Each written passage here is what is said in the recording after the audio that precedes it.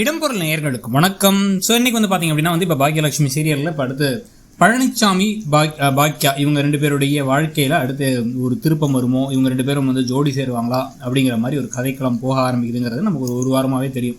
நம்ம நேற்றே சொன்ன மாதிரி இந்த சீரியல் முதல்ல ஆரம்பிச்சது ஒரு இல்லத்தரசியாக பாக்யாவுக்கு தன்னோட வீட்டில் ஒரு கௌரவம், ஒரு அங்கீகாரம் வேணும் அப்படிங்கிறதுக்காக அவங்க போராடி அவங்களுக்குன்னு ஒரு தொழிலை வந்து உருவாக்கிட்டு கொஞ்சம் கொஞ்சமாக அதில் உழைச்சி முதல்ல மசால் பொடி செய்கிற பிஸ்னஸ்லேருந்து இப்போ சாப்பாடு வந்து பேக் பண்ணி கொடுக்கறதுலேருந்து அவங்களுக்குன்னு ஒரு ஆஃபீஸ் ஆரம்பிக்கிற வரைக்கும் அதுக்கு இடையில எத்தனை இடஞ்சலை குடைச்சலை வந்து இவர் கொடுத்துட்டு இருந்தார் கோபிங்கிறதெல்லாம் காமிச்சாங்க. அதுக்கு பிறகு தன்னை ஏமாத்தின ஒரு கணவரை பற்றி உண்மையை அவங்க தெரிஞ்சுக்கிறது, ராதிகாவோட ஒரு தொடர்போடு இருந்தார். அதுக்கப்புறம் வந்து கோபி வந்து மாற்றதை வச்சு அடுத்த கதைக்களம் போடுச்சு. அந்த கதைக்களமும் முடிஞ்சாச்சு. இப்போ வந்து அவங்க மாட்டியதுக்கு பிறகு தான் வந்து பார்த்தீங்கன்னா கதை கொஞ்சம் போர் அடிக்கிற மாதிரி போச்சு. குட்டி குட்டி கிளை கதைகளை வச்சே ஓட்டிக்கிட்டு இருந்தாங்க.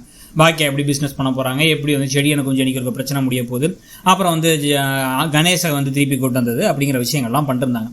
இப்போ திருப்பி கதையில் மெயின் ட்ராக் வந்து பார்த்தீங்க அப்படின்னா வந்து பாக்கியா ஏன் தனியாக இருக்கணும் அப்படிங்கிற கேள்வி. இப்போ என்ன தான் வந்து பாக்கியா தன்னுடைய மாமனார் மாமியார் அப்படின்னு சொல்லிட்டு வந்து ராமமூர்த்தி அண்ட் ஈஸ்வரி கூட இருந்தாலும் கூட அவருக்கு உடம்பு சரியில்லை கோபிக்கு அப்படின்னு உடனே அவர் வந்து எவ்வளோ வந்து விஷயங்கள் துரோகங்கள் செஞ்சிருந்தாலும் அவர் அப்படியே வந்து இவங்களை விட்டுட்டு போயிருந்தாலும் இந்த வீட்டு செலவுக்கு 10 பைசா கொடுக்காம தன்னுடைய தாய் தந்தையை கூட கண்டுக்காமல் இருந்த போது கூட கம்ப்ளீட்டாக பார்த்துக்கிட்ட பாக்கியாவை விட்டுட்டு பாக்கியாவுடைய மனசு எவ்வளோ கஷ்டப்படுங்கிறத கொஞ்சம் கூட புரிஞ்சுக்காம கோபியை கூட்டு வந்து இங்கே இருக்க வச்சாங்க ஈஸ்வரி. உடனே கோபி கூடயே ராதிகாவும் வந்துட்டாங்க. கிட்டத்தட்ட 25-30 வருஷமா ஒருத்தர் கூட வாழ்ந்துட்டு அவர் இன்னொரு பொண்ணோட அதே வீட்டில் இவங்க கஷ்டப்பட்டு காசு கொடுத்து வாங்கின வீட்டில் இன்னொருத்தர் இருக்கிறத பார்க்கறது உனக்கு எவ்வளோ வலிக்கும் அப்படிங்கிறத சைக்கலாஜிக்கலாக ஒரு உளவியல் ரீதியாக யோசிச்சு கூட பார்க்கறதுக்கு தயாராக இல்லை ஈஸ்வரி. தன்னோட புள்ள தான் கூட இருக்கணும் அப்படிங்கிறதான் யோசிச்சாங்க. அப்போ அவருக்கு ஒரு துணை தேவைப்படுது. அவர் வந்து ஜாலியாக இருக்காரு, சந்தோஷமாக இருக்காரு. அவருக்கு வந்து ஒரு ஆறுதலுக்கு ஒரு பிரச்சனை அப்படின்னா கஷ்டத்துக்கு தோல் கொடுக்கறது ஒரு ஆள் இருக்காங்க.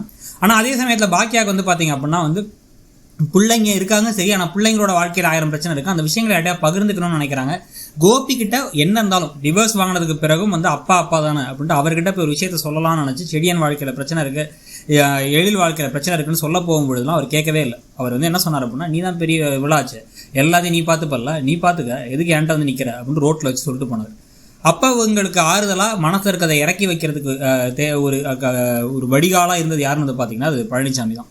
இப்போ பழனிசாமியை வச்சு வந்திருக்க ப்ரோமோ வந்து பார்த்தீங்கன்னா பழனிசாமியோட வீட்டில் வந்து அவருடைய வீட்டில் சொந்தக்காரங்களாம் தான் கூட்டு வந்திருக்காங்க. அவர்கிட்ட எப்படி மாதிரி ஒரு பொண்ணு வேணும் உங்களுக்கு அப்படின்னு கேட்கும்பொழுது அவர் எனக்கு பிடிச்ச விஷயங்களை என்ன கேட்காமலே செய்யணும் அப்படிங்கிற சொல்லும்பொழுது அவருக்கு பிடிக்கும் இந்த ஸ்வீட்டுன்னு சொல்லிட்டு இவங்க செஞ்சு கொடுக்குறாங்க. ஸோ அது ஒரு முதல் விஷயமா இருக்குது. என் அம்மாவை நல்லா பார்த்துக்கணும்னா இவங்க தான் நல்லா பார்த்துப்பாங்களே பாக்கியா, அது ரெண்டாவது விஷயமா இருக்குது. என் அக்கா தங்கச்சிங்க கூட நல்லா பழகணும் அப்படின்னா அதையும் பாக்கியா பண்ணுறாங்க. இந்த மாதிரி எல்லா விஷயத்துலையுமே பாக்கியாவை இவருக்கு பிடிச்சி போய் இவருக்கு பாக்கியாவையே நம்ம காதலிச்சு கல்யாணம் பண்ணிக்கக்கூடாதுங்கிற எண்ணம் வருது. இதை கண்டிப்பாக பாக்கியா எடுத்துனே ஒத்துக்க மாட்டாங்க. ஏகப்பட்ட விஷயங்கள் வரும். கடைசியாக என்ன நடக்க போகுது, பாக்கியாவும் பழனிசாமியும் சேருவாங்களா, இல்லை வந்து அந்த மாதிரி இல்லாமல் பாக்கியா கடைசி வரைக்கும் நான் தனியாகவே இருந்துக்கிறேன்னு சொல்ல போகிறாங்களாங்கிறது தான் கதையாக இருக்க போகுது. அதை பற்றி உங்களுடைய கருத்து என்னங்கிறத சொல்லுங்கள். தேங்க்ஸ். இடம்பொருள் நேயர்களுக்கு வணக்கம். ஸோ இன்னைக்கு வந்து பார்த்தீங்க அப்படின்னா வந்து